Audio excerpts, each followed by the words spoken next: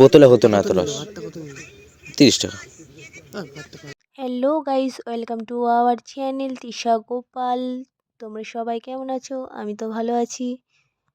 দেখতেই পাচ্ছ আমরা ভোরবেলায় বেরিয়ে পড়েছি। এখন বাজে ভোর 5টা। আর এইদিকে আমার বর হাঁটছে আর ভিডিও করছে। আর এইদিকে দুজন এই যে হেঁটে চলেছে। আমরা কোথায় যাচ্ছি সেটা জানতে হলে পুরো ভিডিওটি দেখতে থাকো এবং সঙ্গে থাকো।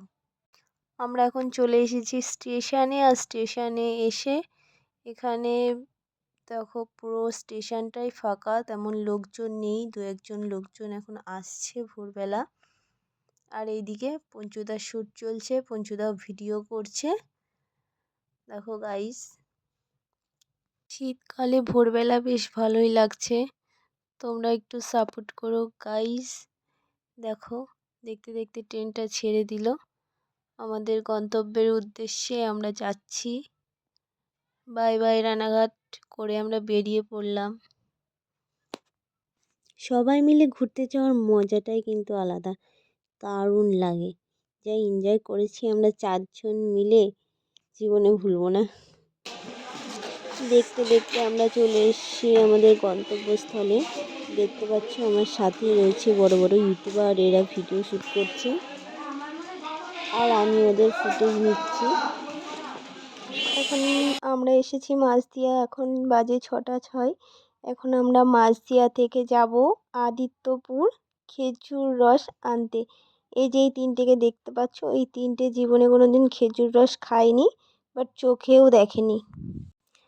তাই দেখো আমরা এখন যাচ্ছি, হেঁটে হেঁটেই যাব, বেশি খুব একটা দূর না এখান থেকে। দেখো এই যে আমার বর বলছে আমরা তো খাইনি, তোমরাও খেলে চলে এসো। মাঝদিয়া আদিত্যপুর আমরা ফার্স্ট টাইম যাচ্ছি গাইস। সবাইকে বললাম হাই করে দিতে। হাই।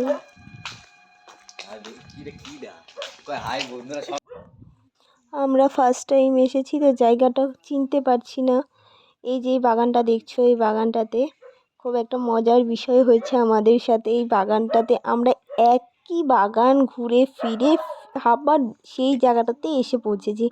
এই জিনিসটা আমাদের সাথে হয়েছে। আমরা পুরো ভুলভুলাইয়ার মতো ঘুরেছি, পুরো লোকেশন খুঁজে পাচ্ছি না গাইস। আমরা সেই সকাল থেকে ঘুরছি, এখন ঘুরে ঘুরে এই আসলাম একটা বেকা গাছের সামনে, কিন্তু লোকও নেই, হারিও নেই। আমাদের কপালটাই খারাপ, মানে ঘুরে ঘুরে ভুলভুলাইয়ার মতো একবার এই রাস্তা ওই রাস্তা আমরা ঘুরছি। এই যে মহাবলদ বাবা, ইনিও ক্যামেরা রেডি করেছে, ভালো চালিয়ে যাও। আমি ভাই চারিদিকে সেলিব্রিটি নিয়ে এসছি।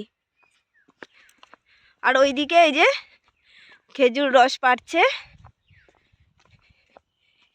এই যে ভার। আমরা যেখানে আসার পর জানতে পারলাম যে এনাদের যে খেজুর গাছে যে হাঁড়ি পাতে, এখান থেকে রস চুরি করা হয়েছে। কারা এটা করে কে জানে। মানুষ তো কষ্ট করেই কাজগুলো করে না, এটা তো করা ঠিক না। এনারা এখানে রাত 11টা অবধি পাহারা দেওয়ার পরও এদের রস চুরি করা হয়েছে এখান থেকে। তাহলে ভাবো চোররা কতটা মানে সতর্ক। আর সারা রাত তো একটা মানুষের পক্ষে জেগে থাকা সম্ভব না, না যে না ঘুমিয়ে সারা রাত ধরে পাহারা দেওয়া না।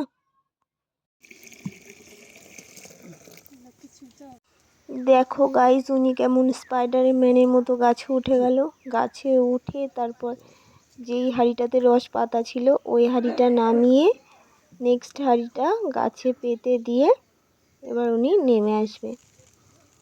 এইভাবে রস সেই জায়গা খুঁজেই পাচ্ছিলাম না, জানেন না কাকা, জায়গা আমরা খুঁজেই পাচ্ছিলাম না। এতক্ষণ পরে তারপর খুঁজে পেলাম।